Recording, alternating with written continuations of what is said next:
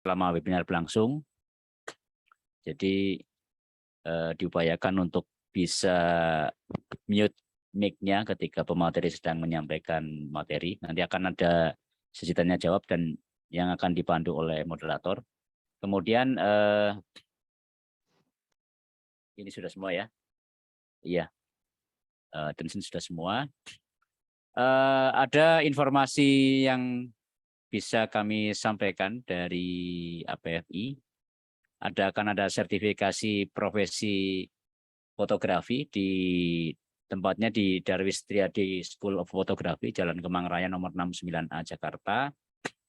Ini adalah dari LSPFI ya, dengan skema fotografer junior. Asesmen akan dilaksanakan di 26 November, merupakan LSPP 3 di bidang fotografi yang pertama di Indonesia. Lembaga sertifikasi profesi P3 dapat melakukan perpanjangan sertifikasi. Kemudian sebelumnya akan diadakan program refreshment ya, refreshment difasilitasi oleh APMI Pemda Jakarta, dilakukan secara daring melalui Zoom meeting. Materinya disesuaikan dengan SKKNI tahun 2019. Untuk informasi dan pendaftaran bisa dilihat di link di bawah ya. Bisa dibuka di webnya APFI Jakarta id.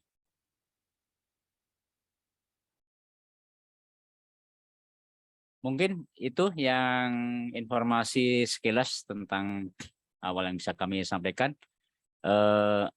Di sini sudah hadir pemateri, kemudian moderatornya Bang Petrus. Kami persilakan, saya silakan ke Bang Petrus untuk memulai acara ini. Terima kasih, Mas Agung.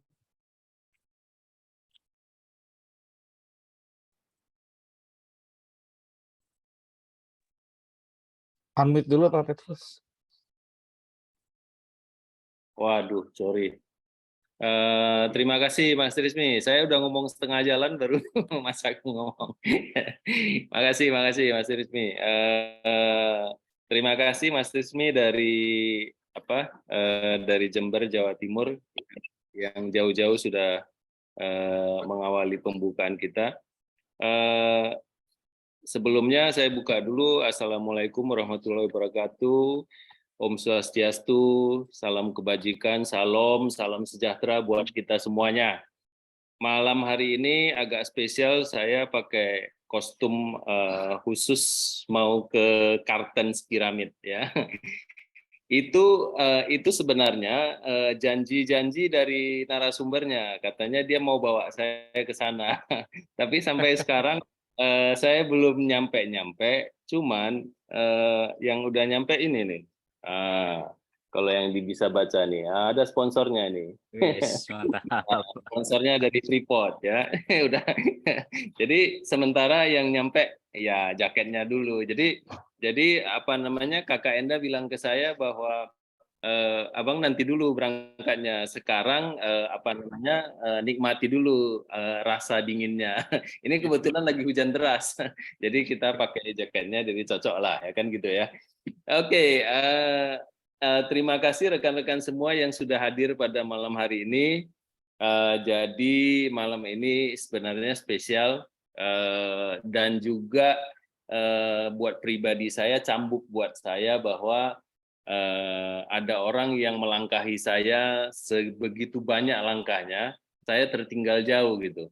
Saya cuma bisa cakap-cakap ya kan, kata orang Sumatera itu cakap-cakap aja gitu kan, tapi karyanya nggak keluar gitu. Nah ini sekarang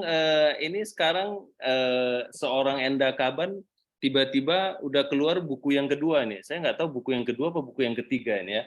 Nah ini nggak tanggung-tanggung, penerbitnya Gramedia loh. Ya jadi bukan self publishing atau indie atau sekelasnya, enggak. Ini langsung Gramedia. Coba bayangkan gitu ya.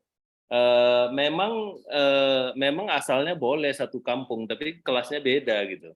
Ya, jadi inilah persahabatan kita dengan seorang Enda Kaban, walaupun dia ada di ujung sana, teman-teman.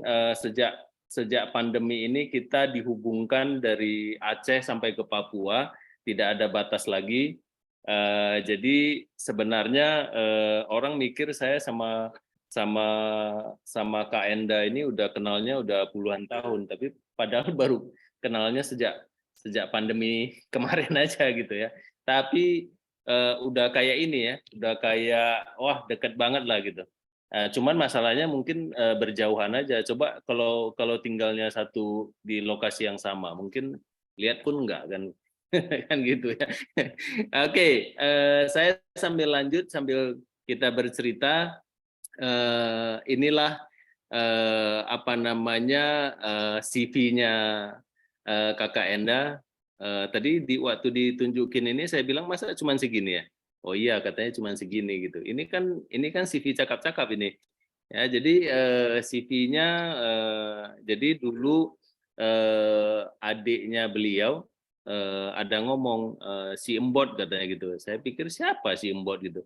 Oh rupanya nama nama kerennya dulu namanya Embot gitu ya. Mungkin waktu itu gemuk, tapi saya nggak tahu, saya nggak pernah lihat yang gemuk itu seperti apa gitu. Jadi sekarang ini punya dua anak laki-laki, masih dua, terus ada suami masih satu juga. Dan kemudian dari sejak masa sekolah itu memang sukanya aktif di organisasi dan terutama di outdoor ya. Panjat gunung ini masih aktif di Mapala. Oh rupanya sarjana psikologis ya, dari Sanata Dharma. Ini lahirnya pasti di Medan mungkin ya, di Sumut saya tebak-tebak aja. Jadi apa namanya kemudian sekolahnya ke Jawa.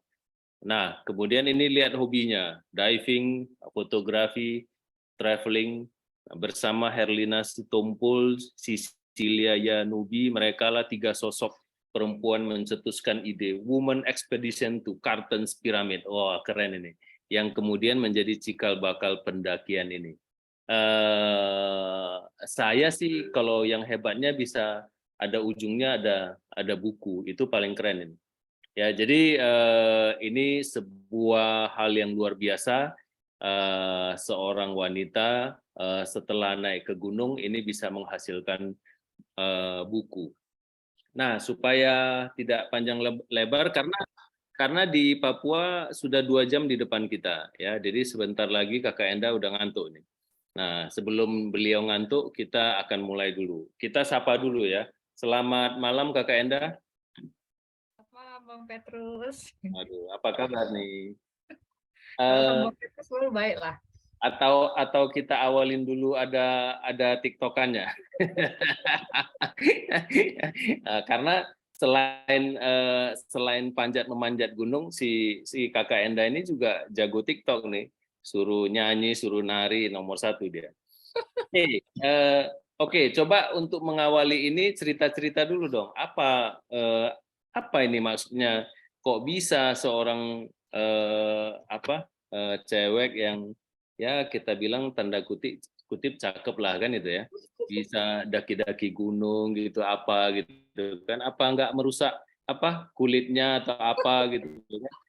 Mas Agung bilang wah kalau cewek gue mana gue kasih dia naik gunung gitu, lecet lah nanti ya, apalagi jatuh lagi ke gores semua kan, jadi nggak mulus gitu. Nah kira-kira apa ini, apa cerita kenapa bisa dari kecilnya suka yang seperti ini? Silakan Kak Enda. Makasih Bang Petrus. Selamat malam semua yang ada di sini. Terima kasih sudah menghadir di webinar APFI ya. Tadi Bang Petrus nanya kenapa gitu suka naik gunung. Saya juga nggak tahu Bang. Jadi itu awalnya aku dari kelas 2 SMA. Naik gunung tuh dari SMA kan. Kelas 1 atau kelas 2 lupa. Pertama gunung yang aku daki itu adalah Sumbing.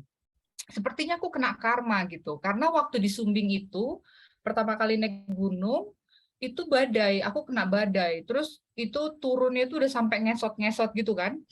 Terus itu di gunung tuh aku bilang, pokoknya ini terakhir kali aku, pertama dan terakhir aku naik gunung, aku nggak mau lagi naik gunung gitu. Tapi berikutnya dong, weekend berikutnya naik gunung lagi aku. Maksudku kayaknya nggak boleh kita memang kayak gitu kalau di gunung. Jadi udah kena karma gitu dari kecil, dari dari SMA itu kan. Dan itu keterusan, terus kemudian sampai kuliah pun akhirnya aku ngambil kegiatannya Mapala. Aku ngikutin Mapasada dulu kan di kampus.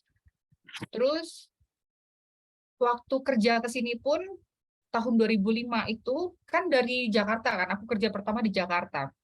Begitu dapat panggilan di sini di Papua, yang aku pikir pertama itu adalah naik Gunung Kartens. Jadi aku udah nggak peduli Papuanya, yang aku pikirin cuma naik gunungnya gitu. Jadi nggak pakai mikir, aku cuma telepon Mama waktu itu di Medan, karena aku di Jakarta. Ma, Mbak mau ke Papua ya, mau kerja di Papua. Oh iya, hati-hati nakku katanya. Jadi dia cuma ngomong hati-hati aja. Oh iya, hati-hati katanya. Jadi 2005 ke sini Desember, 2006 Januari aku naik gunung pertama Kartens. Tapi itu bukan yang piramid ya, tapi yang glasier, yang salju itu, gunung es salju. Nah, terus kemudian baru ke piramid yang aku tulis buku itu pertama kali di tahun 2016 Februari, terus kemudian 2 bulan berikutnya April 2016 Kartens piramid yang kedua, gitu ceritanya. Kak Enda, itu apa bedanya piramid dengan bukan piramid? Bisa dikasih gambaran Kartens itu kayak apa sih gitu? Kalau yang glasier, nanti aku tunjukin, aku spill sedikit perbedaan dua gunung ini ya. Jadi kalau gunung Kartens namanya adalah Merens sama Kartens Timur ya, itu yang gunung es, yang orang bilang tuh gunung es abadi itu loh, salju abadi. Nah itu adalah yang Kartens Timur sama Merens Glacier, yang semua ditutupi salju, ditutupin es. Tapi kalau Kartens Piramid, ini medannya batuan, gitu. Dan ini adalah yang tertinggi di Indonesia dan masuk dalam Seven Summit ya, begitu. Itu bedanya. Dan kalau pendakiannya juga ya jalurnya beda, terus kemudian peralatannya juga beda. Karena kalau misalnya kita naik yang glasier itu, kita butuh yang namanya krampon, itu yang sepatu yang ada untuk khusus untuk jalan di es. Tapi kalau misalnya kita ke piramid itu perlengkapannya lebih banyak ke kayak karabiner, ascender, descender gitu. Jadi untuk tali temali gitu. Mungkin Kakak Enda ada yang mau di-share dulu gitu? Oh boleh. Nah. Share ya, aku share.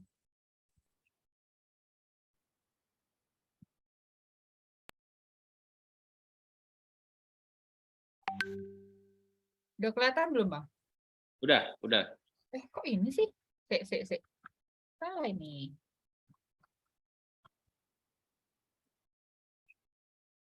Nih.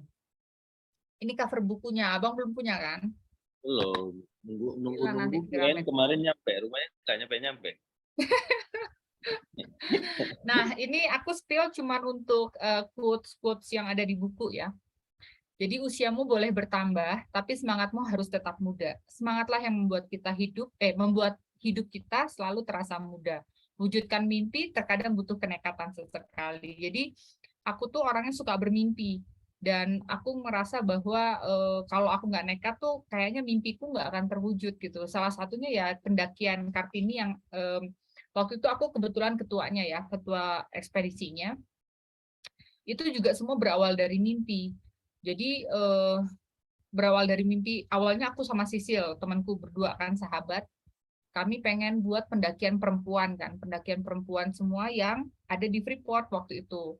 Nah, terus kemudian cuman kita mikir, tapi piramid itu terlalu berat karena dia butuh skill khusus kan, dan kan susah banget cari karyawan yang mau gitu loh untuk susah payah yang seperti Abah bilang lah ya. Naik gunung itu kan nggak kayak ke mall gitu. Naik gunung itu butuh orang yang mau jorok-jorokan, karena kan otomatis kita 5 hari nggak mandi gitu kan, terus paling cuma sikat gigi, terus kemudian ya kita menyatu dengan alam gitu. Nah, nyari orang yang kayak gitu, apalagi udah kerja itu kan susah gitu, apalagi perempuan kan. Nah, akhirnya ya pokoknya kita nekat aja, pokoknya kita harus cuek aja, ya udah kita jalanin mimpi kita. sedikit tentang Cartens piramid ya. Ini ada di buku, jadi aku ngambil di buku, aku tulis di sini. Jadi itu berawal dari orang Belanda sebenarnya. Cartens piramid itu nama orang Belanda yang pertama kali naik Gunung Cartens. Jadi makanya dia disebut dengan Cartens gitu ya. Nah, beda dengan Taman Lorentz. Terus kemudian nah, ada juga yang pernah bertanya apa sih bedanya Gunung Cartens dengan Puncak Soekarno. Sebenarnya sama. Jadi satu gunung itu dia punya beberapa nama. Orang suka sering menyebut dia Puncak Soekarno, kemudian sering menyebut dengan Puncak Jaya, tapi banyak juga yang menyebut dengan Cartens Pyramid. Gitu. Dan dia Cartens Pyramid itu masuk dalam 7 gunung tertinggi di dunia. Oh, ini nggak bisa mungkin. Oke, ini juga quotes yang aku buat di buku ya. Sebagian kita itu seperti tinta hitam dan sebagian lagi seperti kertas putih. Jika bukan karena hitamnya sebagian kita yang lain akan bisu. Jika bukan karena putihnya sebagian kita akan buta. Kadang aku ngerasa aku romantis juga orangnya ya. Oke, ini video waktu kami naik tram.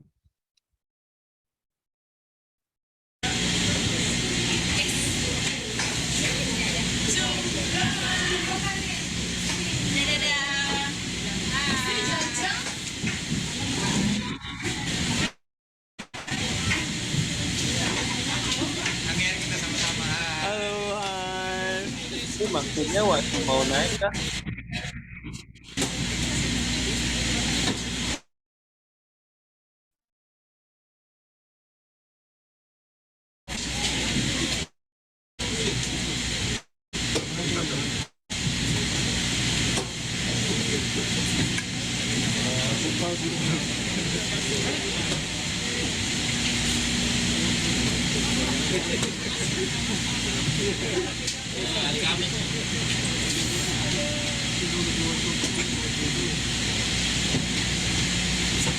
Mantap. Nah, ini pas kita dari tram kita naik bus terus diantar sampai ke Balidam. Ini maksudnya mau mulai pendakian kah? Iya, ini mau mulai pendakian kita. Tapi saya lihat kayaknya ada yang sederhana aja ya. Kayaknya sederhana maksudnya gimana? Tidak mirip orang yang mau mendaki puncak tinggi gitu. Oh, karena kan ini kita baru mau dari Balidam, kita baru mau ke base camp, belum sampai ke puncak. Oke. Jadi ini baru di hari pertamanya aja. Sabarlah Bang Kalau di base campnya Petrus. itu, gimana? Bang Petrus ini nggak sabaran loh. Nanti ganti pakaiannya. Oke, lanjut Kak.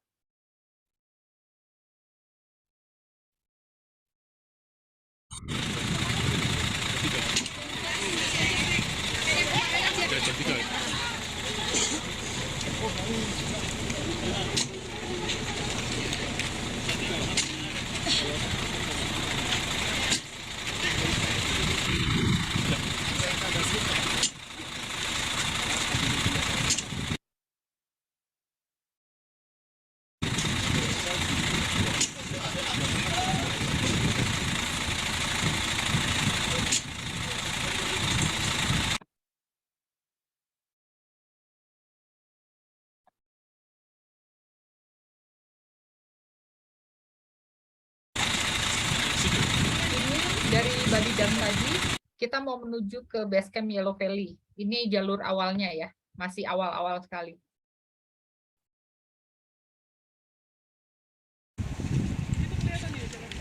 Iya, jalan pita kuning itu aja ikut.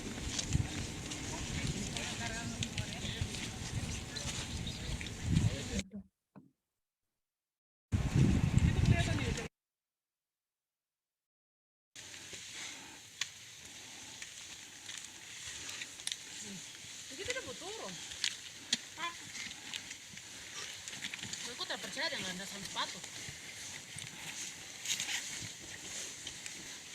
Begitu tuh tete de enero independencia.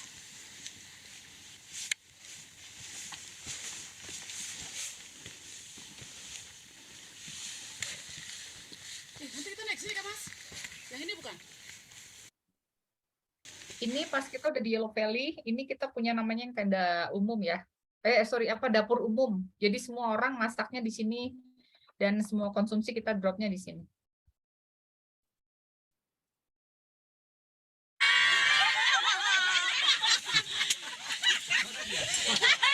Ini lagi merasakan kebahagiaan di dalam tenda.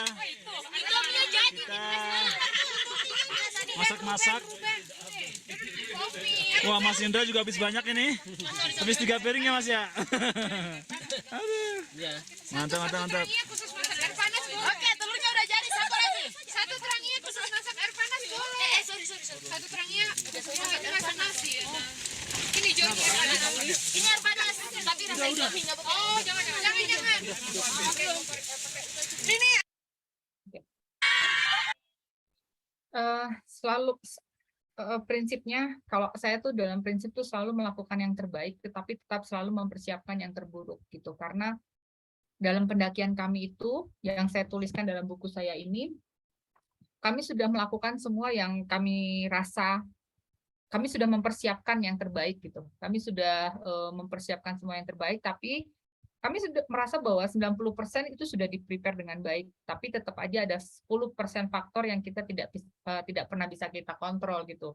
Nah, itu yang kita harus selalu mempersiapkan hal yang terburuk yang kita tidak pernah tahu. Dan itu yang terjadi dan ada di kisah dalam buku saya ya. Ini ketika kami sudah nyampe di Yellow Valley, di base camp ya, belum nyampe ke puncak. Jadi ini masih di hari pertama, kami baru nyampe di base camp Yellow Valley. Terus kemudian ada yang namanya koordinasi. Biasanya kami sering melakukan koordinasi ya setelah sampai, besok mau berangkat kita koordinasi di teras besar koordinasi gitu.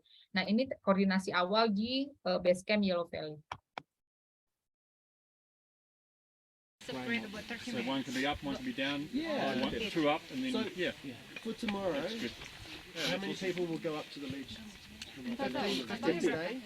But altogether, how many will go up? Support From the camp. maybe So in total about 18 or... Okay.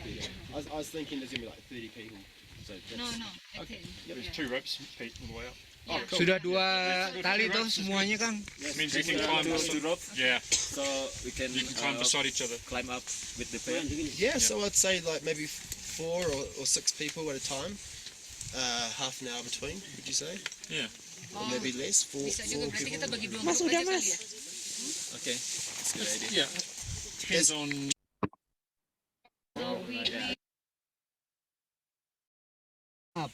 Kartini! Yes!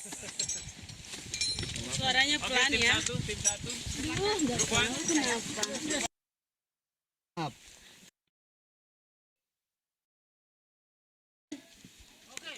I'm gonna start. Yeah, cool. Nah, ini sudah mulai pendakian. Ini dari, kalau kita lihat di situ yang ada tenda kecil yang di pojok sebelah kiri atas itu ya, itu Yellow Valley, itu tenda awal kami kan. Kami semua ngecamp di situ awalnya. Nah, kemudian ini sudah mulai masuk di hari berikutnya, kita menuju ke teras besar. Teras besar itu tempat ngecamp di tengah-tengah sebelum ke puncak. Jadi kita mau saving energi dulu, jadi kita nginepnya di teras besar supaya tidak langsung ke puncak, karena kalau ke puncak itu waktunya nggak akan cukup gitu. Jadi kami memutuskan hari kedua kami akan berjalan sampai ke teras besar. Nah, ini sudah masuk ke hari kedua, jadi dalam perjalanan dari Yellow Valley menuju ke teras besar. Medannya akan seperti ini. Jadi mulai dari Yellow Valley sampai ke puncak, medannya tuh batu-batuan semua seperti ini.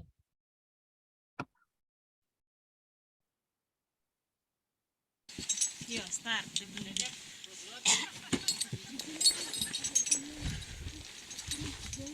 Oke, kalau misalnya dilihat itu kan di sebelah kiri atas itu yang ada salju-salju. Nah, itu adalah Cartens, sebelah situ adalah Cartens Merens Glacier. Kalau yang sebelah kanan, yang tengah itu Cartens Timur.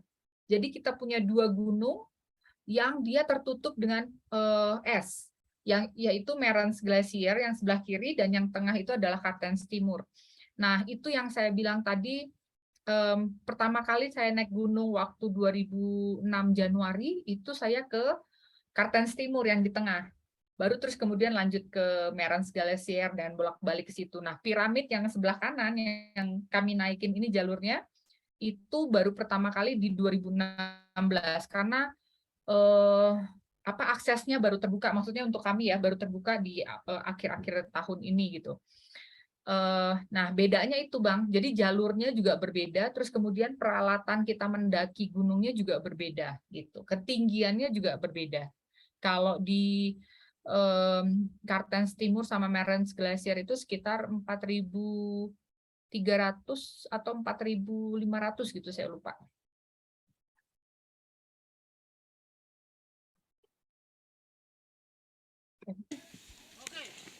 Nah, ketika di pendakian kami, jadi awalnya kan cuacanya cerah ya.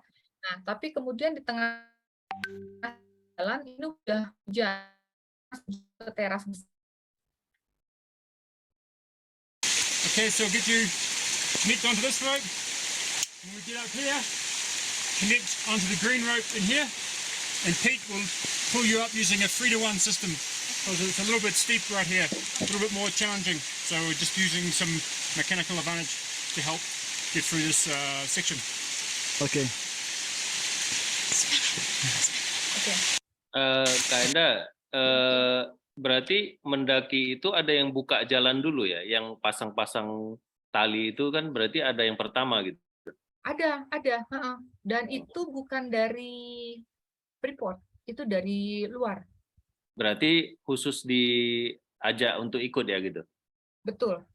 Jadi waktu di pendakian kami di Februari 2016 itu kan ekspedisinya itu PSFN. PSFN itu pencinta seni fotografi. Jadi klub fotografi kami yang ada di Freeport itu namanya PSFN. Februari 2016 itu PSFN yang ekspedisi pertama ke Kartens Piramid. Kebetulan saya ikut. Nah, di situ sebenarnya saya sekalian survei jalur. Ketika kami naik itu talinya sudah banyak yang friksi, udah banyak yang rusak. Nah,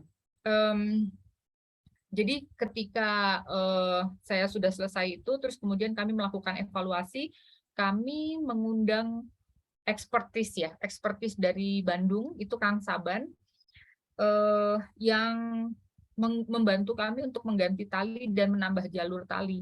Gitu. Jadinya awalnya cuma 1, terus ditambah jalurnya jadi 2. Itu ya berusaha untuk mempersingkat waktu dan mempercepat jalur pendakian gitu.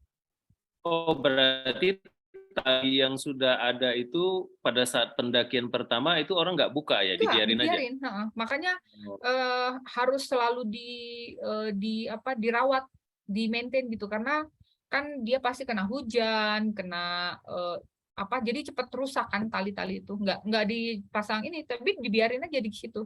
Oh, apakah itu memang lazimnya kebiasaan orang mendaki memang seperti itu ya? Sudah dipasang talinya ditinggalin ya?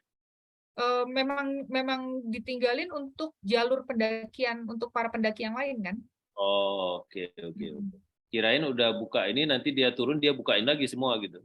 Enggak, karena butuh tali itu dari awal sampai ke puncak itu ratusan meter. Jadi nggak bisa nggak bisa pasang lepas gitu, nggak bisa. Oke, tadi ini ada pertanyaan dari Bang Iwan. Apakah yang dekat base camp itu ada danau? Ada.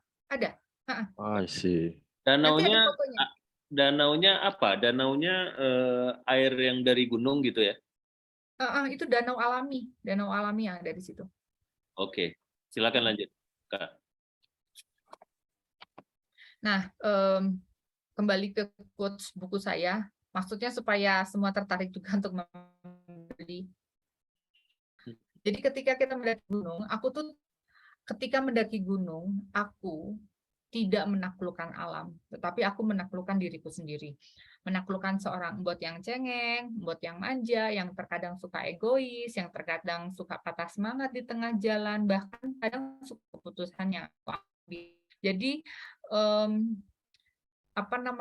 kita itu kalau di alam, salah satu alasan kenapa aku juga suka naik gunung atau suka diving atau suka apa gitu ya, karena kita kalau di alam itu sebenarnya menjadi apa sih menjadi diri kita yang seutuh-utuhnya gitu. Kita tuh bukan jadi orang yang fake gitu. Karena ketika kalau misalnya nih ya, aku sudah kembali ke kota atau ke kota ya kembali ke peradaban gitu, aku yang kayak kalau di alam tuh aku nggak pernah pakai make up gitu. Maksudku nggak pernah pakai make up sama sekali, jadi nggak pakai lipstick, nggak usah pakai eyeliner atau apa gitu kan. Maksudku ya membuat apa adanya gitu kan, seorang Enda Kaban apa adanya gitu. Dan somehow aku merasa bahagia gitu dengan keadaan yang seperti itu gitu. Dan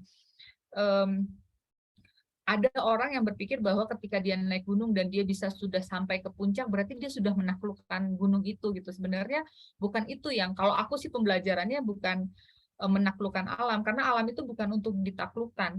Yang perlu kita taklukkan itu adalah diri kita sendiri gitu. Ketika kita bisa berjuang, ketika di tengah jalan kita pasti akan putus asa kan, karena melihat medannya yang susah, melihat perjalanan yang masih panjang gitu, dan somehow pasti akan ada rasa putus asa gitu.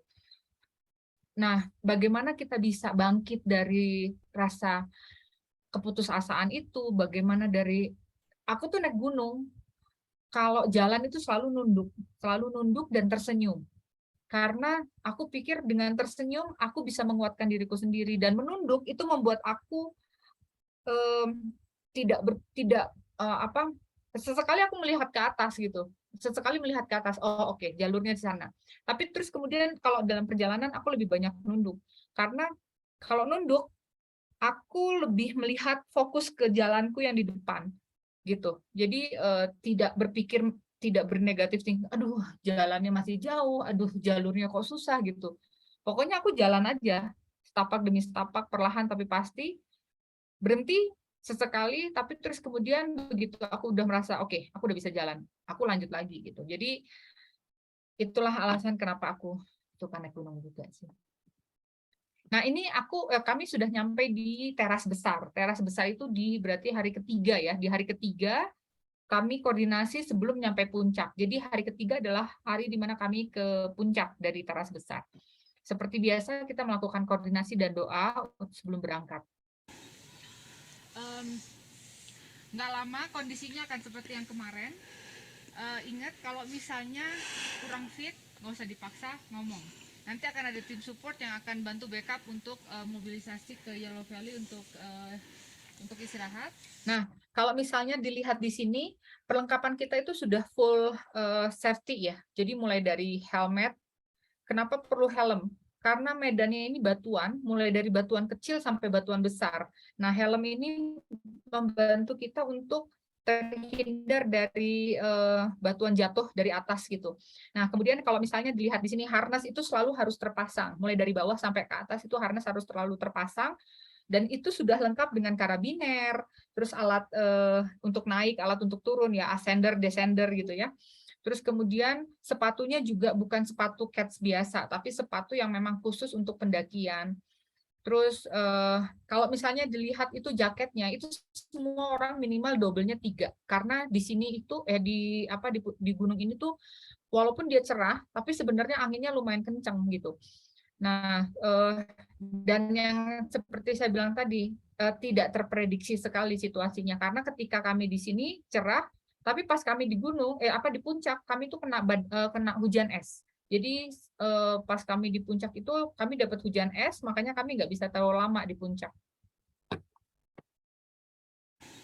Nah ini udah jalur untuk naik ya. Semua jalurnya menjadi seperti ini, maksudnya batuan dan butuh tali.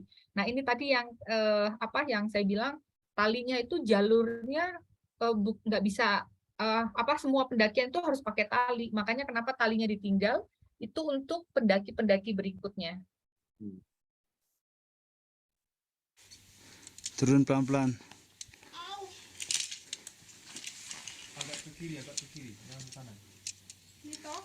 Yuk ke kiri terus. Kiri lagi. Terus, ya ampun. Nah, kaki kanannya taruh di kaki kiri itu tuh. Hah? Kaki kanan taruh di kaki kiri. Di sini. Nah, oke, kaki kiri lebar lagi ke kiri.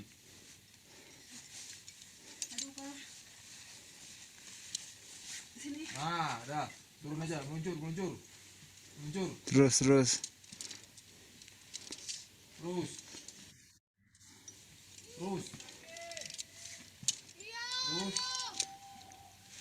Nah, lihat yang ini enggak? Coba lihat ini. Lihat enggak? Nah, benar pas. Ini saya pegang. Kak Enda, Langsung peluk batu. Ya, berarti ada yang tinggal di base camp pertama, ada yang tinggal ya? penduduk. Bukan, maksudnya di campnya ada yang nunggu tugasnya nunggu di sana gitu. Oh, ada.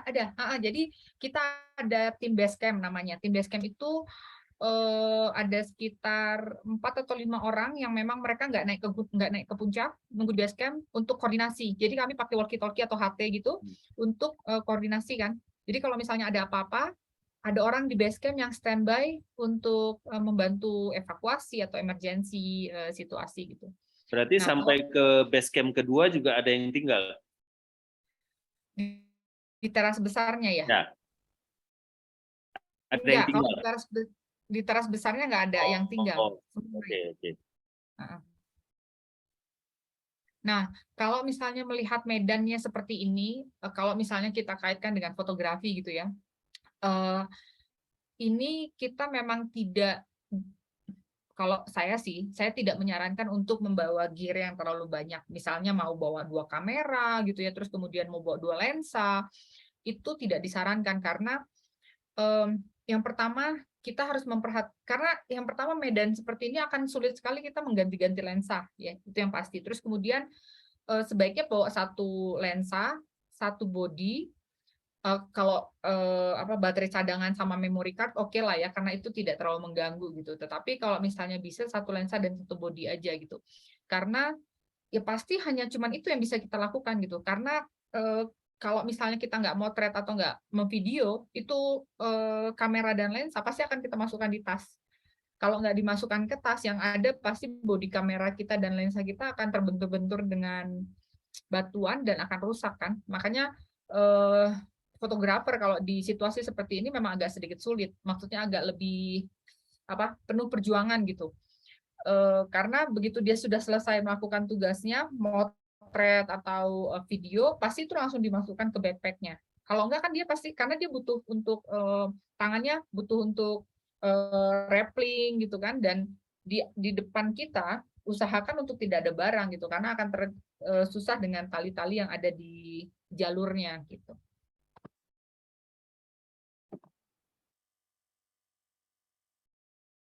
Udah, pegangan yang kuat di situ merosot ke bawah.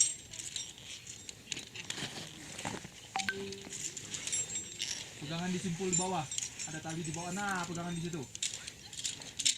Pegangan di situ udah merosot aja ke bawah itu. Itu ntar ketemu batu. Injak batu udah enak. Terus. Nggak apa-apa. Gantung dia kan gantung. Jatuhin aja. Terus. Nah.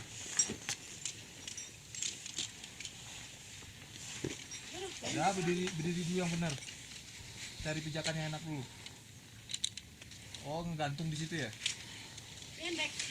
Oh, kursinya pendek. Nggak bisa pakai gobut tadi. Nah, ini tuh di patahan 2 kalau saya nggak salah. Jadi memang sebenarnya postur tubuh, saya tidak berusaha tidak melakukan diskriminasi atau apa gitu ya. Tetapi postur tubuh itu sangat membantu. Kalau misalnya pun kita tidak memiliki postur tubuh yang agak tinggi, kelincahan badan itu sangat dibutuhkan, karena kalau dia nggak lincah untuk turun ke mendorong badannya ke belakang, dia nggak akan bisa pijakan di batu yang di belakang itu gitu. Makanya walaupun kami sudah persiapan bagus gitu ya, tapi tetap aja banyak hambatan-hambatan. Kayak tadi sih, ini temanku namanya Ataks ya kalau aku nggak salah. Dia bilang, saya tersangkut katanya. Jadi udah dikasih instruksi juga ya gimana cara turunnya. Tapi tetap aja masih ada halangan-halangan gitu. Ini makanya dia waktu itu kalau saya nggak salah, dia dibantu dievakuasi, maksudnya dibantu supaya dia bisa menginjak kaki di belakang, batu di belakangnya itu. Nah, ini patahan lagi. Jadi memang banyak sekali jalur-jalur yang seperti ini yang butuh untuk kita nyebrang, tapi nggak mudah gitu nyebrangnya. kanan kirinya itu jurang, jadi memang butuh apa ya, perjuangan sih memang kalau ke Kartens Pyramid ini juga video sih. Saya banyakin video nggak apa-apa ya. Iya. Terus sambil ngomong, sambil jalan Kak Enda, apakah ada bawa porter? Nggak bawa porter, nggak bisa bawa porter. Karena kami pakai jalur khusus ya, maksudnya jalur dalam perusahaan dan kan nggak ada porter gitu. Jadi ya kita harus bawa barang sendiri. Oh. Terus kemudian apakah ini ada pertanyaan, apakah dari Mas Aji, apakah ada bawa oksigen per orang gitu misalnya? Oke, nah oksigen itu kami tidak per orang, tetapi kami ada bawa tim kesehatan dari rumah sakit. Nah, mereka yang membawakan oksigen gitu ke kita karena kan di sini kami nggak bisa membeli oksigen secara bebas gitu. Maksudnya nggak ada dijual bebas kan di Tembagapura. Jadi aksesnya ya dari rumah sakit, mereka yang bawain. Oke, lanjut. Nah, ini adalah Burma Bridge. Itu jembatan, kita harus nyebrang, kalau nggak salah itu sepanjang, kalau saya nggak salah ini 30 meter nyebrangnya. Nah, kanan kiri itu jurang, bawah itu sekitar 900 meter. Jadi kami nyebrang itu dengan satu utas tali di bawah itu yang kita lihat ya. Dan kita pegang kanan kirinya juga satu tali, tetapi memang karabiner itu kami pasang di kanan kiri, supaya kalau misalnya kami terjatuh, kami masih terpegang dengan karabiner itu. Mendekati ke arah bridge ya. Semua peserta termasuk Atta sudah mendekati di bridge. Kalau didengar di belakang itu, ya, teman saya lagi koordinasi dengan tim yang ada di base camp, di base camp Kelly yang standby di sana. Mas Indra, digeser aja Bi, kakinya digeser sayang. Atta tenaga kuda ternyata. Ini talinya yang di apa namanya, yang dipijak itu goyang-goyang dong ya? Iya, goyang-goyang, emang goyang-goyang, makanya agak membutuhkan nyali juga. Banyak orang yang stucknya di sini karena mereka nggak berani untuk nyebrang, akhirnya mereka nggak lanjut ke puncak gitu. Oh, berarti mereka berhenti di sini nunggu lah gitu ya? Nunggu. Kalau mereka berani turun, mereka akan turun. Kalau nggak, mereka akan nunggu di sini. Nah, ini lagi dalam kondisi berbahaya. Terkadang kita tuh suka mendapatkan ujian dan harus benar-benar memilih menyelamatkan nyawa sendiri atau menguji kesetiakawanan. Dan ini sering banget terjadi ketika kita melakukan pendakian atau kegiatan-kegiatan alam bebas gitu ya, yang cukup ekstrim. Karena kalau diving itu kita sering ada moto never dive alone ya, nggak boleh diving sendiri, itu benar. Nah, kalau naik gunung juga sebenarnya kita nggak boleh jalan sendiri karena resikonya itu besar sekali kalau jalan sendiri. Tapi di satu sisi ada kondisi yang cukup ekstrim di mana kita harus memilih apakah saya harus menyelamatkan teman saya atau menyelamatkan diri sendiri. Nah, kadang di situ memang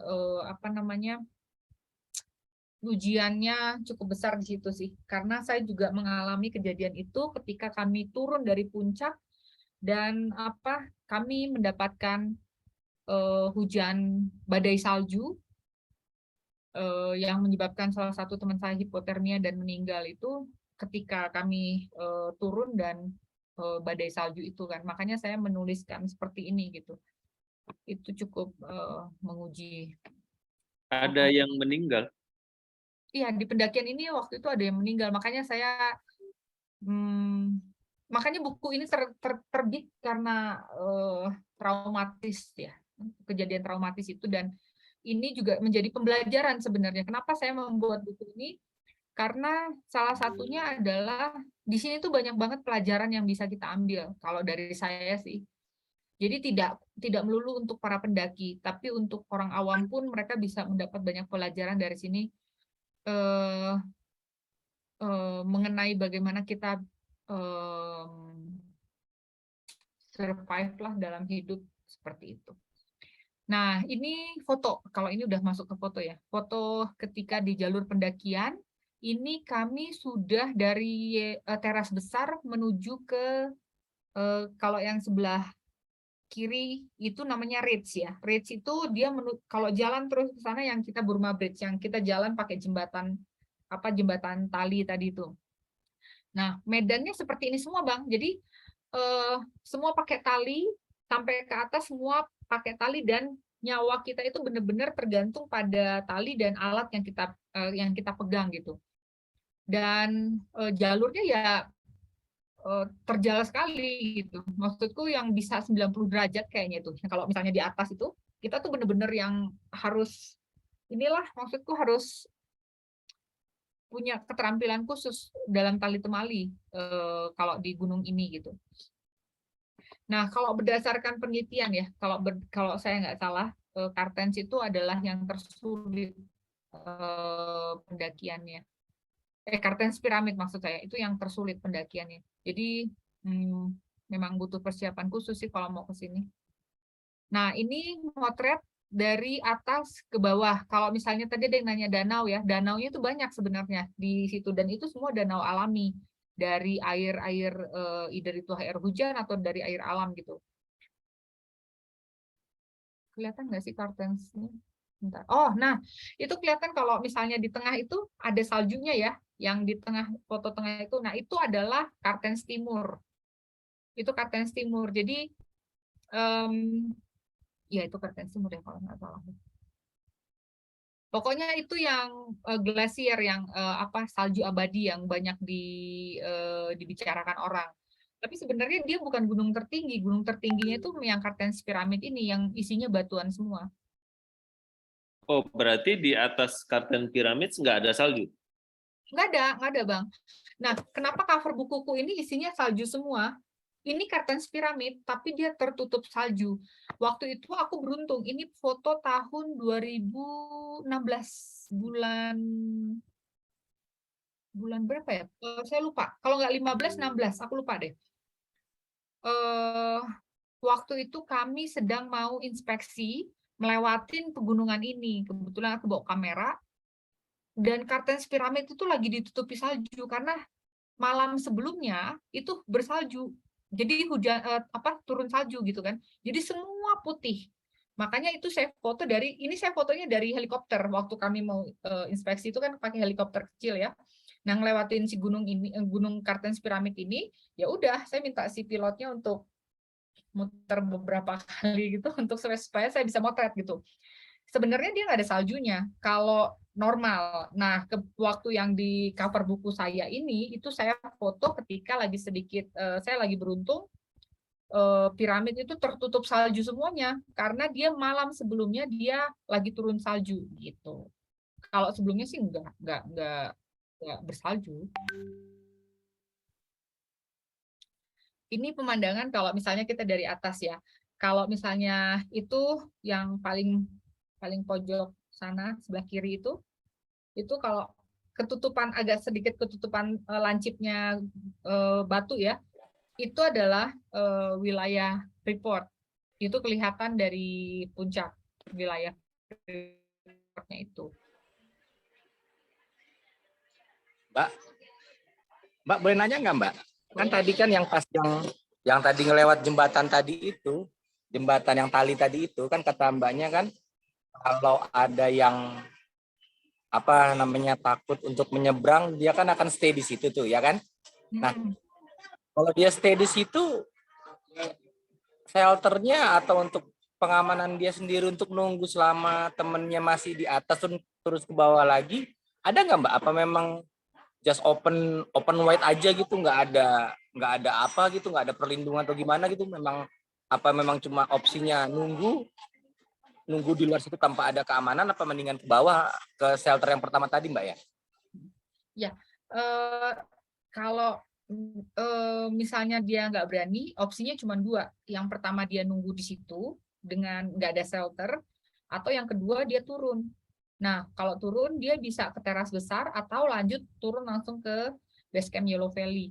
karena memang nggak ada shelternya tuh, jadi memang beda banget ya. Kalau di gunung-gunung lain kan pasti banyak ya, pos 1, pos 2, mungkin sampai pos 4 gitu ya. Jadi Ya, misalnya biasanya ada kan ada pos-posnya memang. Makanya saya kaget tadi kalau kok nunggunya di situ ya.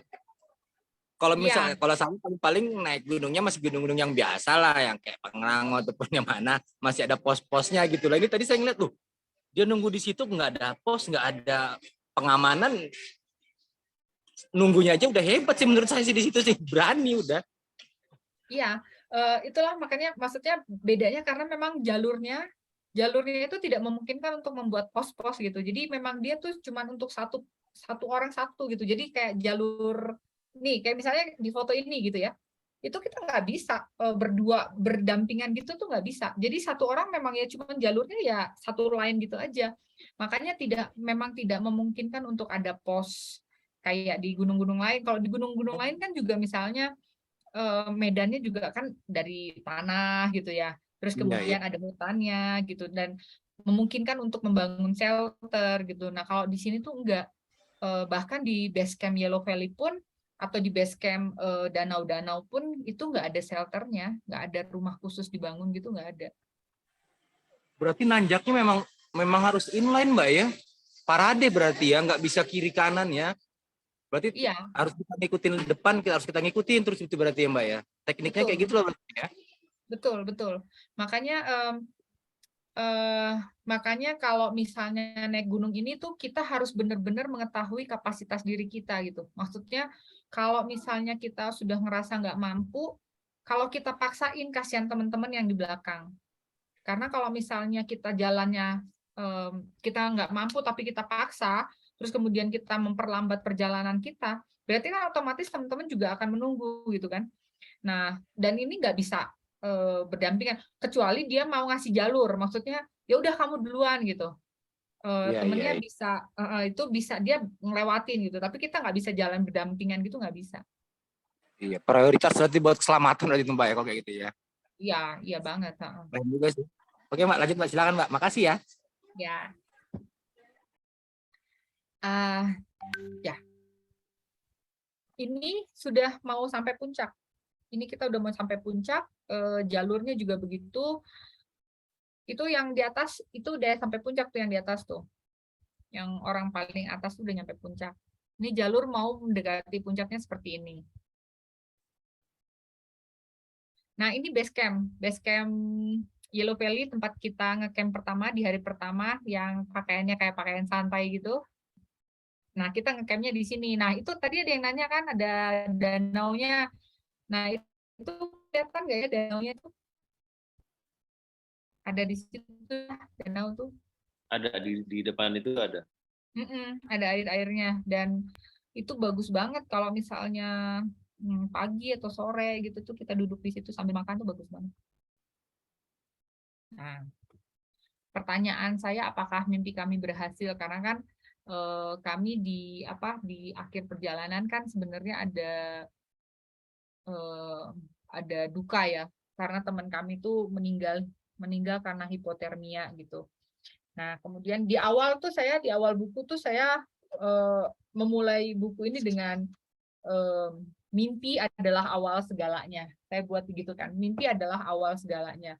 Nah, di akhir buku saya bertanya kembali apakah mimpi kami berhasil gitu. Kemudian saya buat seperti ini. Andai kegagalan bagaikan hujan dan kesuksesan bagaikan matahari, maka kita butuh keduanya untuk bisa melihat pelangi. Entahlah, hanya Tuhan yang mengetahui jawabannya. Orang yang berjiwa besar memiliki dua hati. Satu hati menangis dan satu lagi hati bersabar. Seperti itu. Nah, saya nggak tahu apakah mimpi kami berhasil atau enggak, tetapi yang pasti kami berhasil membawa perempuan-perempuan ini yang tidak memiliki background pecinta alaman sampai ke Carthen's Pyramid, sampai ke puncaknya, yang notabene saya nggak tahu apakah pernah ada pendakian perempuan sebanyak ini sampai ke piramid, saya nggak tahu ya. Tetapi di satu sisi kami membayar pendakian kami ini dengan mahal sekali gitu, dengan nyawa seorang teman gitu. Ya, jadi kita nggak tahu, kami nggak tahu apakah mimpi kami ini berhasil atau enggak. yaitu satu hati menangis, tetapi satu hati harus selalu bersabar. Nah, ini video kalau nggak salah. Mohon maaf kalau nggak kompak, kayaknya nggak kompak deh ini kami ngomongnya. Action! So we got lost. Yeah. We got to top and we're not waiting and then keep moving and then we're thinking it'll be a train.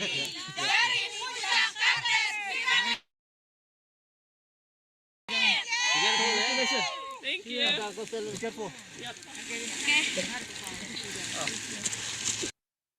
Action! Ini kalau nggak salah ini terakhir. Ini ada yang bawa spanduk naik ke atas ya? Iya, bawa kalian bawa spanduk, bawa bendera, bawa semuanya. Ini properti luar biasa loh, makanya perjuangan loh. Ini berat loh, ini kartu spanduknya itu berat loh.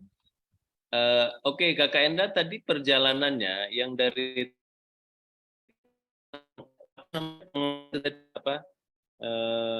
setelah base camp kan apa?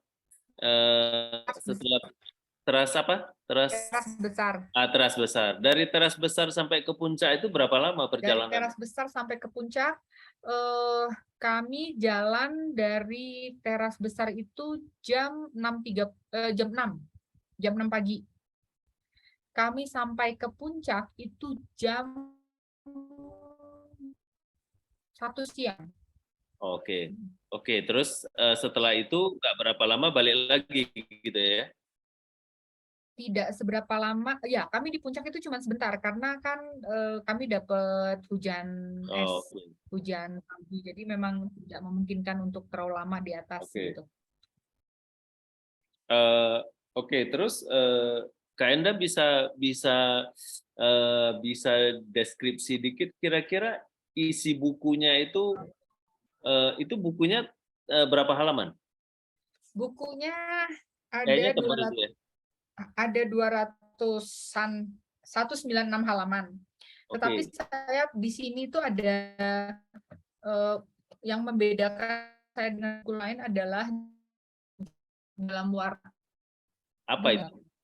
Jejak dalam warna itu adalah isinya tuh kayak album foto. Jadi foto-foto ya termasuk yang tadi saya share ya. Foto-foto yang saya share itu tentang jalurnya, terus kemudian tentang medannya bagaimana, perlengkapannya, terus kemudian timnya, terus ada foto saya juga.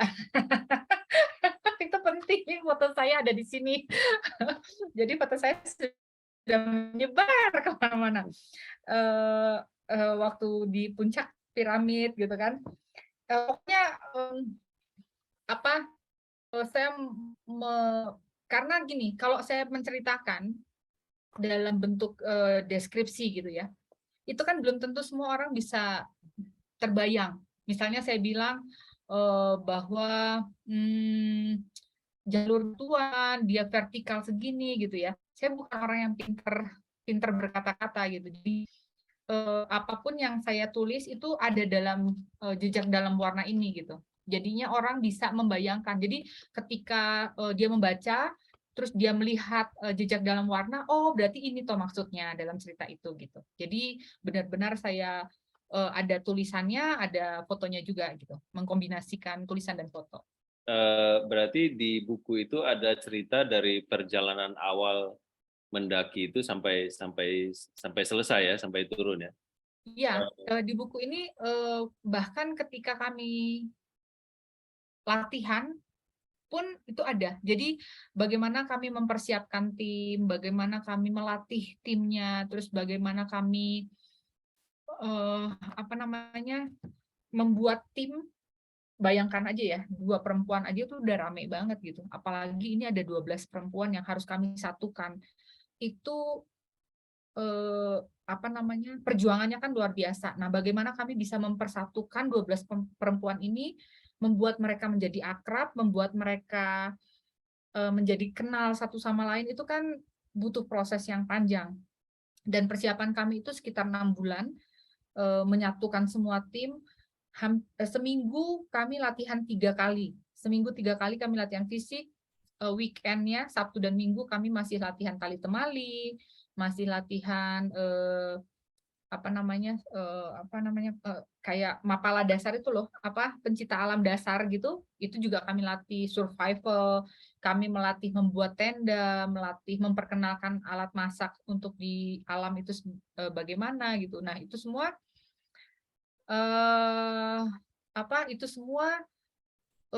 kami ajarkan dari awal untuk para pendaki ini gitu. Untuk tim 12 orang ini gitu. Oke, Kak Enda, ini ada beberapa yang nanya dari Bang Samuel Tanjung dulu soal biaya pendakian. Kalau saya lihat jalurnya ini dari Freeport, dari Tembagapura, ya apakah mungkin orang luar boleh mendaki lewat jalur itu? Ya, dia bilang ini dengar-dengar sih bisa sampai 50 juta ke atas per orang. Apakah benar semahal itu? Gimana nih Kak Enda? Ya, terima kasih Bang Samuel. Jalur lewat Freeport memang tidak untuk umum ya. Dan sekarang memang kayaknya udah nggak bisa lagi. Tapi jalur umum kan ada lewat jalur Sugapa dan Ilaga. Nah, itu ada tour guide-nya sendiri kan. Kemudian masalah biaya itu memang relatif. Jadi ada yang memang mereka punya waktu banyak. Kalau lewat jalur umum itu bisa sekitar 2 minggu. Karena dia jalurnya agak muter. Mungkin itu agak lebih murah. Tetapi kalau misalnya mau menghemat waktu, ada yang menawarkan naik helikopter. Naik helikopter itu memang mereka langsung di-drop sampai ke base camp Yellow Valley yang tadi tempat kami ngecamp itu. Itu memang biayanya sampai 50 juta ke atas. Karena satu helikopter itu cuma 8 orang. Nah, sewanya per jam itu juga hitungannya puluhan juta ya. Jadinya yang bikin mahal sebenarnya sewa helikopternya itu sih. Oke. Tadi butuh waktu 2 minggu, berarti itu ada ini ya, ada yang membawa jalan ya, ada guide-nya. Ada. Kalau misalnya lewat jalur umum, pakai tour guide itu ada porternya. Dan biasanya porternya adalah masyarakat setempat ya. Lewat kota apa itu, Kak Enda? Sugapa. Namanya Kampung Sugapa, bukan kota. Terdekatnya ke kota kemana? Dari jalur mana? Timika. Timika. Oke. Berarti dari Timika ke tempat tadi itu berapa jauh? Sejujurnya saya tidak tahu seberapa jauhnya karena saya belum pernah lewat jalur situ sih. Oke. Teman-teman yang mau nanya silakan ya. Kemudian ada pertanyaan. Berapa harga bukunya? Harga bukunya 100.000 aja kok. Ada di Gramet kalau saya nggak salah. Oke, nanti Kakak Andi Sportak nanti akan memborong buku itu. Kita booking 100 ya, Kakak Andi ya. Jadi ini ada pertanyaan dari Bang Andi Sportak. Ini idola saya, ya, idola sejuta umat juga. Katanya gini. Benar nggak sih katanya mitos kalau orang yang mendaki gunung itu adalah orang yang sedang patah hati gitu? Begitukah? Saya nggak tahu mitosnya gimana ya, karena kalau saya sih naik gunung tuh untuk stress release sama penemuan jati diri aja ya. Jadi lebih kayak psikologis, healing aja untuk saya, untuk pemulihan psikologis aja gitu. Karena nggak tahu ya, saya sih nggak pernah patah hati. Mungkin orang yang patah hati sama saya kali.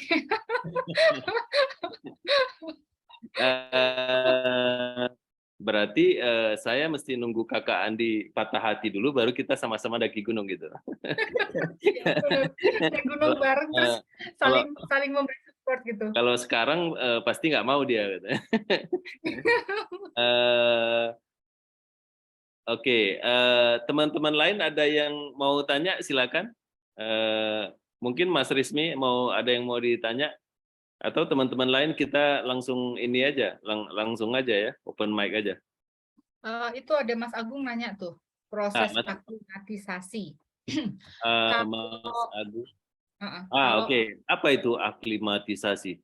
aklimatisasi itu adalah proses jadi gini, kalau misalnya kita yang hidup tinggal di daerah dataran rendah gitu ya, kayak di kota Indonesia pada umumnya, terus kemudian mau naik ke gunung tinggi, itu butuh proses penyesuaian, karena perbedaan kadar oksigen itu kalau kita langsung dari dataran rendah langsung naik gunung tanpa proses aklimatisasi, yang ada nanti terkena pokoknya ada penyakit gunung itu yang bisa bikin kita pusing, mual, terus kemudian parahnya kita bisa pingsan. Nah, aklimatisasi itu kita proses di mana kita penyesuaian dengan dataran tinggi, dengan kadar oksigen yang rendah. Dengan kadar oksigen yang rendah kita menyesuaikan diri gitu, supaya paru-paru dan otak kita itu terbiasa dengan kadar oksigen yang rendah gitu. Nah, itu. Tapi kalau karena kami tinggalnya di Tembagapura yang notabene memang di ketinggian 2.800, aklimatisasinya tidak terlalu susah karena kami dari 2.800 kami pindah ke base camp Yellow Valley. Yellow Valley itu sekitar 3.000, itu juga sudah proses aklimatisasi ya. Terus kemudian kami AMS benar. Terus kemudian besoknya kami pindah ke teras besar, itu juga salah satu proses aklimatisasi. Jadi untuk kami sebenarnya itu tidak terlalu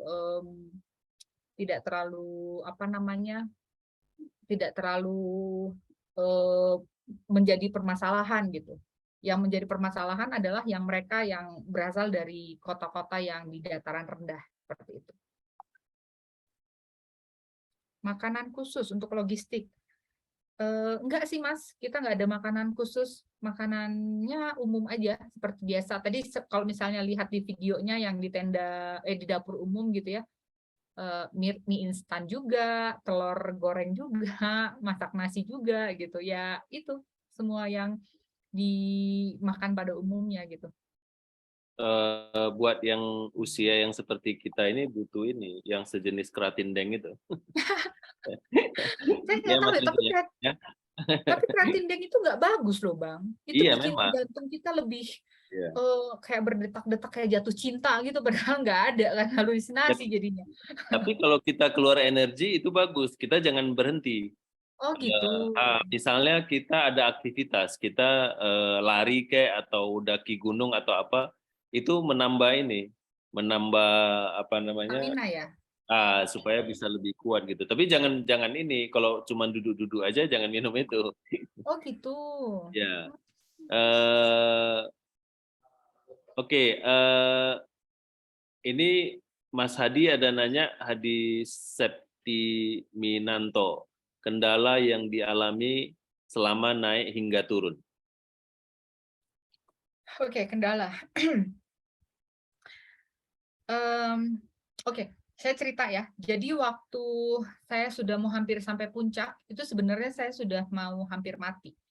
Karena jadi kan yang seperti dilihat tadi ya, selain batuan, kami juga kalau jalan kan harus satu-satu gitu. Nah, dan harus antri di tali gitu.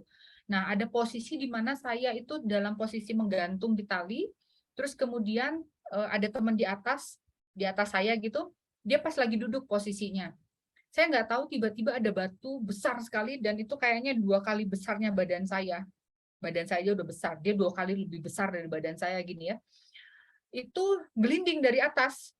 Nah, itu teman-teman yang lihat itu cuma bisa teriak kan, Mbak Endah gitu, karena saya posisinya benar-benar gantung di tali dan tidak bisa menyelamatkan diri saya gitu. Maksudnya kalaupun saya terkena batu ya sudah, saya nggak bisa ngapa-ngapain gitu.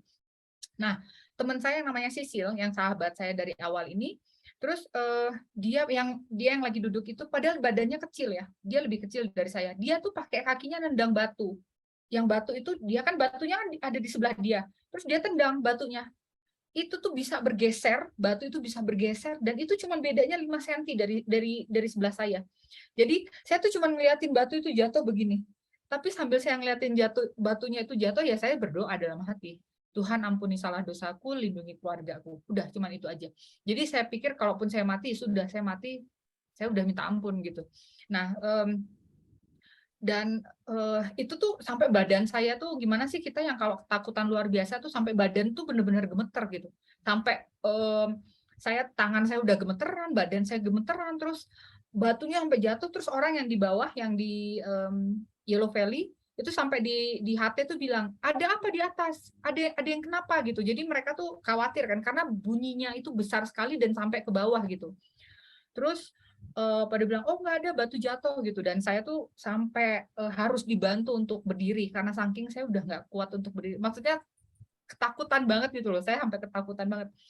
Terus dibilang, Mbak Endah gimana? Udah Mbak Endah tenang dulu aja, nggak usah jalan dulu gitu. Karena puncak tuh sebenarnya tinggal dikit lagi, tapi karena saya lagi shock kan, saya nggak bisa jalan gitu. Ya udah. Nah kendalanya, saya nggak tahu apakah itu kendala atau enggak, tapi memang itu pengalaman yang luar biasa yang saya juga cerita di buku ini sih. Di buku ini ada itu sebenarnya shocking banget buat saya, dan saya tulis di cover belakang itu menjadi kayak prolognya. Saya buat puncak. Saya bacain ya untuk teaser. Aku sedang antri dalam posisi bergelantung di seutas tali menuju lintasan berikutnya. Tiba-tiba entah dari mana asalnya sebongkah batu yang ukurannya 2 kali lebih besar dari tubuhku jatuh dengan kecepatan tinggi ke arahku. Dari atas suaranya terdengar gemuruh. Posisiku sangat lemah untuk bisa menyelamatkan diri. Aku terpaku. Aku masih bisa melihat bagaimana Sisil menendang batu itu, dan aku berusaha melindungi kepalaku meski tidak berharap banyak. Aku hanya berdoa yang mampu kurapalkan. Ampuni salah dosaku Tuhan, lindungi keluargaku. Udah. Jadi benar-benar kalau batu itu tidak ditendang, aku akan terbawa dengan batu itu sampai ke bawah gitu. Itu sudah pasti. Dan kendala lainnya, jadi gunung ini memang tidak pernah bisa kita prediksi. Februari 2016 aku naik itu dalam kondisi aku dehidrasi, kekurangan cairan, karena dia panas banget, asli panas banget. Jadi 1 liter botol aqua, aku nyebut merek, nggak apa-apa lah ya. 1 liter botol itu, 1,5 liter botol itu sampai habis, dan aku tuh sampai kemampuan survivalku adalah mencari daun yang ada embunnya, dan itu sampai aku jilat gitu. Terus kemudian aku cari batu yang ada tetesan air, itu pun sampai aku jilat, saking aku dehidrasi ya, terlalu panas gitu. Nah, di April 2016 di pendakian berikutnya, itu malah kami kena hujan, kena es, badai salju, sampai hipotermia. Jadi kebalikan sekali dengan Februari. Februari kami dehidrasi, April kami yaitu mengalami hipotermia itu, kedinginan. Ya, itu sih kendala-kendalanya. Semoga menjawab ya. Mbak, kalau misalnya kayak tadi kan Mbak bilang tuh ada situasi yang kurang oke lah. Kayak tadi misalnya Februari itu dehidrasi. Kalau misalnya yang tadi tuh ada rainy seasonnya. Kalau menurut Mbak, lebih kecil resikonya di mana ya? Pas kita naik ya, pas waktu rainy apa dehidrasi? Memang sih dua-duanya bahaya sih memang sih tapi yang lebih kecil kita untuk memanage mengurangi resiko tuh yang mana ya Mbak ya?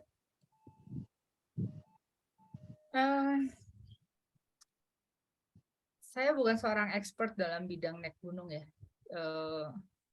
Untuk meminimalkan resiko kita naik gunung di musim panas atau di musim hujan, itu sebenarnya sama-sama beresiko, tergantung bagaimana kita bisa memanage resiko itu ya.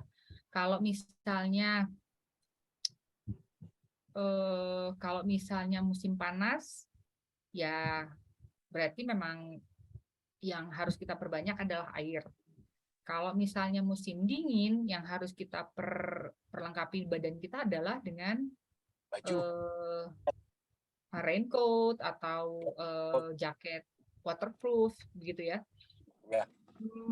Resiko Oke kan? terkecil sama sih, sama aja. Kalau dehidrasi juga kita susah naik gunung. Kalau hipotermia kalau kedinginan juga susah. Sama aja sih kalau menurut saya. Iya, karena saya juga bingung tuh jadinya kalau misalnya kayak gitu kan. Kalau misalnya lah kayak tadi Mbaknya bilang di suasana dehidrasi. Kalau nanjak kita pun bawa dengan overweight kan juga nggak nyaman juga ya, juga nggak safety juga menurut saya juga ya. Terus kalaupun misalnya kita tadi pakai maksimal tadi 3 coating lah, tiga baju kayak 3 jaket lah ya. 3 jaket aja menurut saya sih sudah mengurangi pergerakan, Mbak ya. Gimana lagi kalau misalnya hujan tiba-tiba pakai 4 apa 5 lapis, kan juga berat juga, Mbak. Belum lagi nahan air hujannya kan, pasti akan nyerap di baju kita juga sedikit banyak ya kan, Mbak ya? Iya. Iya sih. Ya gimana ya? Maksudnya ya itu adalah salah satu pengalaman yang akan menjadi pengalaman kalau menurut saya. Maksudnya bagaimana kita bisa survive dalam keadaan apapun ketika kita naik gunung. Dan itu bukan jaket ya, bukan jaket yang berlapis-lapis loh. Jadi misalnya di dalam itu kita ada yang namanya long john ya. Long john itu adalah baju tipis, tetapi dia cukup membuat kita hangat dalam kondisi dingin. Itu ada long john khusus untuk pendakian. Nah, ya, dia juga nyerap keringat kalau nggak salah deh itu bajunya. Ya, nah jadi long john itu dia agak tipis bahannya, jadi tidak terlalu tebal. Kemudian dilapisi dengan mungkin kaos lengan panjang, baru kemudian jaket gitu. Jadi bukan yang jaket tidak 3 lapis kita pakai ya. Iya, dia mungkin sama kayak baju yang kalau penyelam kan, Mbak ya, yang ada untuk penahan tekanan deh kalau nggak salah deh itu, kalau nggak salah. Cuma kan tetap aja dengan banyak berlapis-lapis gitu, pergerakan kan yang pasti kan ya, agak sulit pasti kan. Mbaknya terus pas kayak gini, Mbak, maksud saya Mbaknya tuh waktu pas nanjak itu ada something mikir hal seperti itu apa enggak, apa memang gue nanjak aja dah. Nah, belakangan kalau soal risiko ya udah jalan Tuhan, kalau enggak memang gue nekat ya nekat gitu. Apa maksud saya tuh ada dipikirkan resiko-resiko seperti itu apa enggak? Karena saya naik yang biasa aja mikir gitu loh. Ini Kartens loh, Seven Summit. Agak-agak ngeri-ngeri juga tadi ngeliat gambarnya, sudah ngeri tadi itu. Ya, itu semua jawabannya ada di buku loh. Makanya beli. Pinter kan marketingnya. Jadi gini,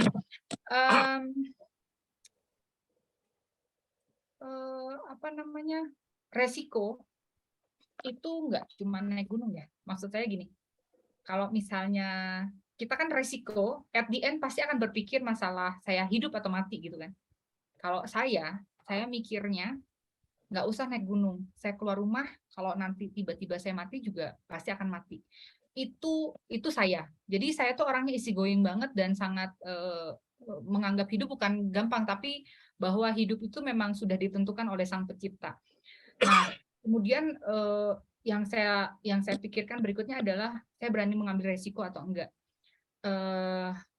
Karena ketika saya naik gunung itu anak saya 1, Meru namanya, dan dia masih umur 2 tahun, 3 tahun, masih kecil. Nah,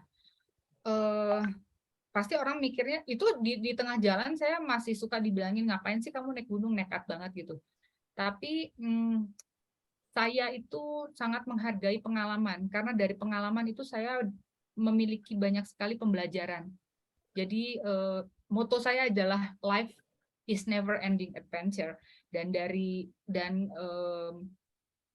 setiap petualangan itu saya memiliki makna untuk pembelajaran. Saya mendapatkan banyak sekali pembelajaran, dan benar saja, maksud saya pembelajaran itu tidak melulu baik. Jadi ada yang baik, ada yang enggak gitu kan. Masalah resiko itu ya tinggal bagaimana kita bisa survive dalam kondisi apapun gitu. Kalau menurut saya sih ya begitu. Dan salah satunya bagaimana kita bisa meminimalkan resiko adalah dengan perlengkapan yang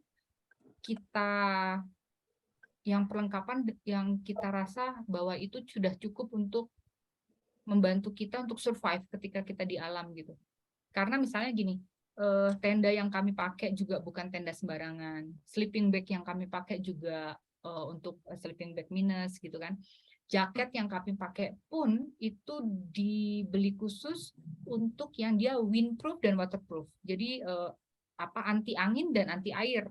Tapi memang bukan anti es. Jadi kami memang kurang memprediksi mengenai es. Jadi kami hanya pikir karena waktu itu kami sudah forecast untuk udara ya. Untuk cuaca kami udah forecast untuk cuaca, tapi ternyata di Kartens itu memang unpredictable sekali gitu. Karena tidak ada menyebutkan salju, tetapi ternyata kami kena badai salju juga gitu. Enggak, anti galau enggak. Kalau anti galau itu ada obat khusus dia. Galau-galau fans. Kalau anti galau itu Kakak Andi yang tahu. Kak Andi jagonya itu, tanya sama Kak Andi resepnya. Oke, teman-teman, kita sudah menuju penghujung acara karena waktu di Papua sudah 2 jam di depan kita. Iya, udah jam 11 ya, nggak berasa. 11. Untung yang ngomong nggak ngantuk gitu. Untung yang ngomong. Satu ini terakhir ya, Kakak Enda, saya lihat orang yang pinter merangkai kata dalam tulisan, pinter motret, ya. Terus gimana ya? Gimana bisa menggabungkan hal-hal ini jadi satu gitu? Umumnya kita bisa motret tapi kita nggak bisa nulis gitu. Makanya Kakak Andi buka kursus supaya kita bisa belajar nulis. Saya termasuk yang pengen belajar nulis gitu. Tapi ketika kita nulis kok kenapa kata-katanya nggak bagus gitu, kayak kaku gitu, nggak enak dibaca gitu ya. Ini kira-kira apa rahasianya? Bisa menulis quote yang seperti tadi gitu ya, bisa menggugah perasaan orang gitu ya, bisa menggeliti-geliti orang gitu ya. Nah, kira-kira apa rahasianya Kak Enda? Rahasianya itu sama Kak Andi, itu belajar sama Kak Andi. Kak Andi jagonya. Gitu. Oh gitu ya. Oh, rupanya alumni dari situ juga ya. Ini kalau aku suka nonton film, aku baca buku juga kan. Suka baca gitu, dan aku suka baca yang romantis gitu. Jadi biar kayak romantis kesannya gimana gitu.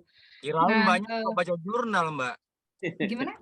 Kirain suka baca jurnal penelitian. Nah, itu kalau jurnal bahasanya ilmiah, susah nanti orang bacanya. Nanti nggak ada yang beli bukuku. Oke. Jadi teman-teman, ini ada yang nanya nih, mau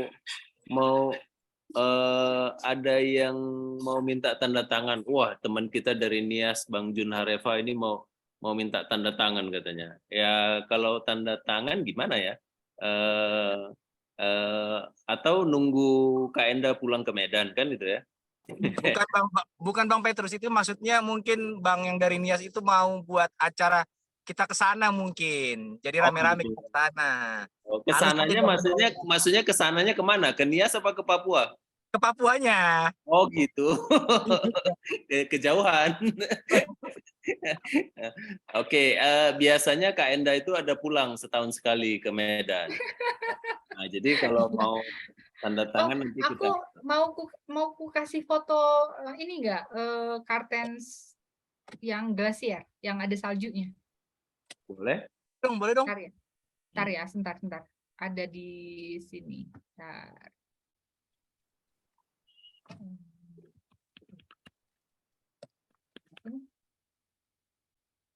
Bentar ya, aku carikan dulu fotonya.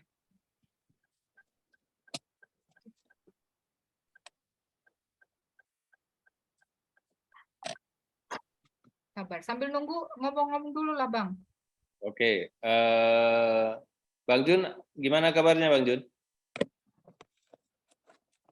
Sehat Bang, luar biasa Bang. Oke, si siapa? Bang Andi ini belum pernah ke Nias kayaknya. Bang Andi, kalau mau trip ke Nias, ini saya sudah siapkan ini teman kita, Bang Jun Hareva. Jadi itinerary tinggal dibuat aja, tinggal Kakak Andi tinggal berangkat aja. Setuju?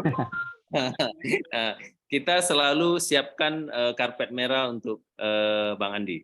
Ya, jadi Jun, ini Bang Andi ini apa jaringannya seluruh Indonesia ini? Oh. Ini Bang, Iya, kalau kalau glasier. Ini berarti mesti pakai sepatu es itu ya? Ya, kalau ini memang harus pakai krampon namanya. Jadi sepatu yang ada kayak duri-durinya gitu. Oh, ini esnya yang es abadi itu ya? Iya, iya. Kalau ini ada terus sepanjang musim ada terus esnya. Oh. Ini dalam nggak sih esnya nih? Ada penelitian, ada dalam sih, lumayan dalam. Oh, ada, kalau saya nggak salah itu ada dari tim mana gitu ya, melakukan penelitian untuk es ini sih, untuk melihat kedalaman esnya. Cuman terus terang karena kita nggak ada rencana untuk membahas ini, jadinya saya tidak mencari informasi untuk kedalaman esnya sih. Dehidrasi minum salju ini boleh nggak ya? Boleh, boleh aja. Jadi tinggal ini tuh dari tinggal bawa nanti jadi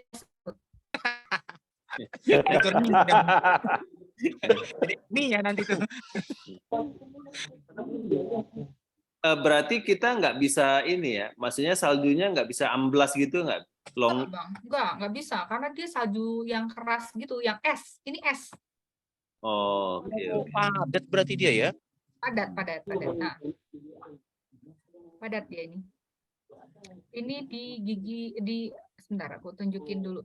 Oh, enggak. Mana ya? Bentar sebentar. Kalah semalam.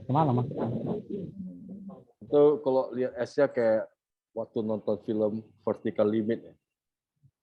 Semalam. Nah, ini di lidah esnya namanya. Jadi sebelum kita naik, ini ada lidah esnya gitu untuk naik ke atasnya. Mungkin ini ujung-ujungnya es itu. Ujung selalu. Oke.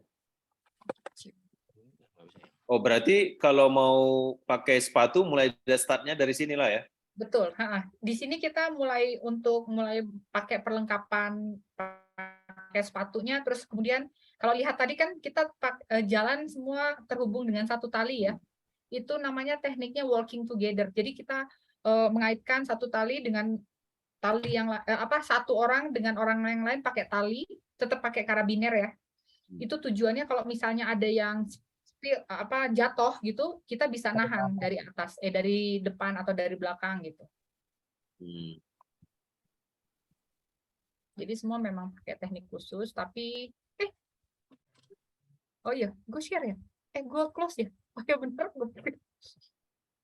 udah, gitu perbedaannya, moving together, walking together ya. Pakai kapak es juga, betul. Oke. Oke, teman-teman, mungkin kita minta kata penutup dari Mbak Endah supaya bisa kita ini kan bisa closing statementnya Kakak Endah, mungkin satu quote yang perlu kita bawa pulang malam ini.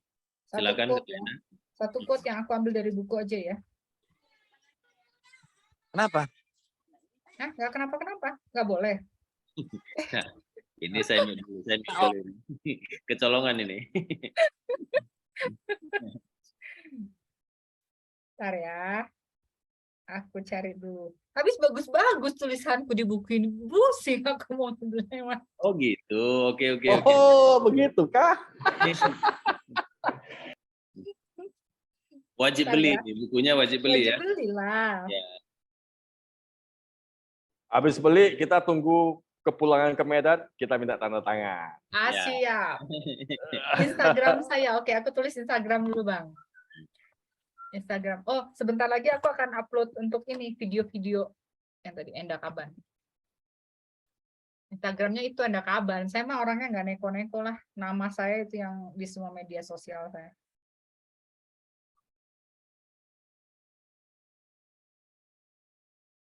Apa quote-nya ya, Bang? Berani bermimpi. Oh, bukan.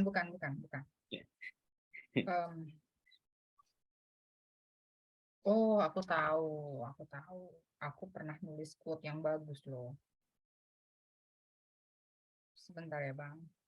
Oh iya. Bang. Aku ada door prize. Oh, oke. Kaos. Abang pilihlah. Ya sampai ini sakit.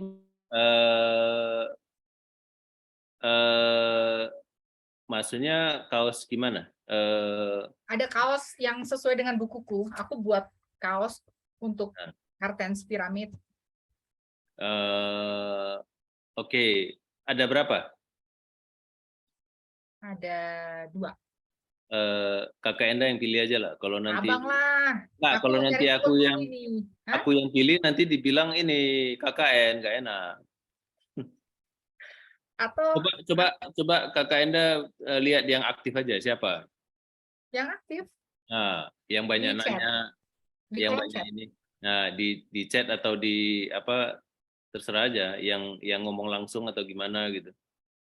Yang ngomong langsung tadi ini Bang Hendrik ya? Hendrik satu lagi yang lihat di chat lah, men. Apakah Oh, ini ada yang nanya loh, Bang. Fonzi. Apakah kondisi gunung di sana terjaga dari perilaku manusia yang tidak bertanggung jawab seperti gunung-gunung yang ada di negeri Iya, kita? kelewatan itu. Oke, Kartens Piramid itu juga gunung yang ada di negeri kita. Itu masih di Indonesia juga. Dan pendakinya juga kan banyak dari mana-mana gitu. Maksudnya ada juga dari luar negeri kan. Jadi kami dari Freeport itu beberapa kali melakukan yang namanya bersih gunung. Bersih gunung terakhir itu beberapa bulan lalu itu dapatlah berapa ratus kantong sampah yang kami bawa pulang. Nah, itu aja gunung yang jarang didaki ya. Maksudnya jarang sekali diakses orang umum gitu. Kayaknya sih kesadaran orang untuk naik gunung, kesadaran orang naik gunung untuk membawa barang, membawa sampahmu kembali itu masih sedikit belum terpatri gitu di diri kita. Jadi masih aja sih sama aja perilakunya. Tetapi memang mungkin tidak separah gunung yang sana gitu. Ini masih lebih terkontrol dan masih bisa kita jaga gitu. Maksudnya kami punya klub namanya Outdoor Activities kan di sini, yang penggiat alam bebas gitu. Nah, kita suka ya bersih gunung juga sih. Gitu. Ya masih ada orang-orang seperti itu. Oke. Kita selesaikan dulu door prize-nya. Siapa satu lagi, Bang? Mungkin yang apa ya, Mas Hadi ini ya, Hadi Septianto ya. Boleh. Kemudian cuman yang Hadi ini mesti kontak saya gitu. Bang, dua-duanya kontak Abang, nanti minta alamat lengkap sama Oke.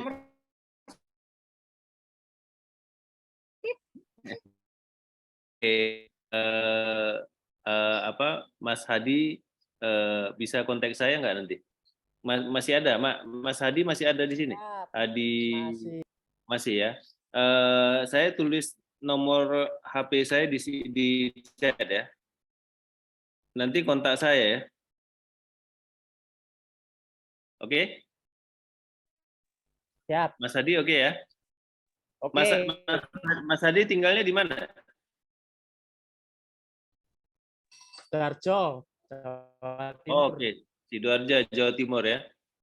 Oke. Bang Hendrik di mana, Bang Hendrik? Kalau Hendrik di Medan. Oke, jadi terima kasih teman-teman yang sudah bersabar, yang sudah bertahan sampai akhir. Cukup menarik kisah yang disampaikan Kakak Enda.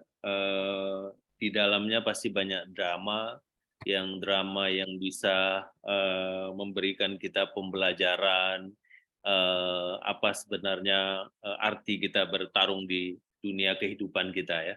Jadi supaya lebih bagus lagi, supaya teman-teman bisa lebih tahu lagi, ya harus beli bukunya.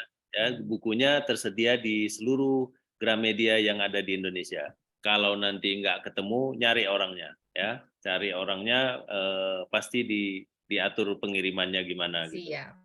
Kira-kira seperti itu. Jadi Kakak Enda terima kasih atas kesediaannya sharing malam ini. Semoga tetap berkarya, tetap menunjukkan semangatnya. Saya rasa inilah hasil dari mendaki gunung. Semua ego bisa dikalahkan, akhirnya karya pun keluarlah, ya. Banyak karya yang akan dilahirkan setelah ini. Kalau kita mau berkarya, kita harus daki gunung. Besok kita daki Gunung Sibaya. Oke, teman-teman yang di Medan. Aku udah lo Sibaya lo. Iya. Sibaya gunung yang paling mudah didaki. Gitu ya. Bisa dapat besok setelah menaklukkan ego pribadi tadi gitu. Oke, teman-teman mohon maaf kalau ada yang salah kata. Jadi ikuti terus webinarnya Forum Kapengda APFI karena jadwalnya masih terus diisi untuk minggu-minggu berikutnya. Nah, saya kembalikan waktu dan tempat ke Mas Agung. Silakan Mas Agung. Atau ke Mas Rizmi. Ke Pak Rizmi, silakan Pak Rizmi. Jangan lupa foto bersama, Pak. Oke, silakan. Oke, kita foto bareng dulu. Oke, teman-teman silakan buka buka videonya, kita foto bersama sebentar ya. Saya sudah pakai baju kartens, jaketnya sudah ready. Ini kiriman. Oke, udah buka semua ya. Kiriman dari udah buka pertama ya. Oke, saya mulai dari halaman pertama 1, 2, 3. Oke, sekarang yang kedua 1, 2, 3. Oke, terima kasih teman-teman sekalian. Berikan ke Mas Agung. Silakan Mas Agung, mungkin ada informasi yang bisa disampaikan. Enggak, Pak Rizmi silakan di closing aja. Mas Agung, monitor. Iya, Pak Rizmi silakan di closing aja. Oke, baik. Ya, baik. Terima kasih teman-teman sekalian atas partisipasi dan kehadirannya di acara webinar Forum Kapengda. Jadi ini adalah bagian dari aktivitas di tim humasnya APFI. Silakan Mas Agung mungkin disampaikan acara agenda berikutnya di slide selanjutnya untuk acara webinar berikutnya. Kebetulan belum ada informasi, tapi sih 2 minggu lagi pasti ada. Cuma belum ada. nanti di itu aja di Instagramnya Kapengda APFI. Dicek-cek aja terus. Oke, siap. Baik, karena waktu di KNDA sudah juga cukup larut ya. Terima kasih waktunya bisa berbagi di forum.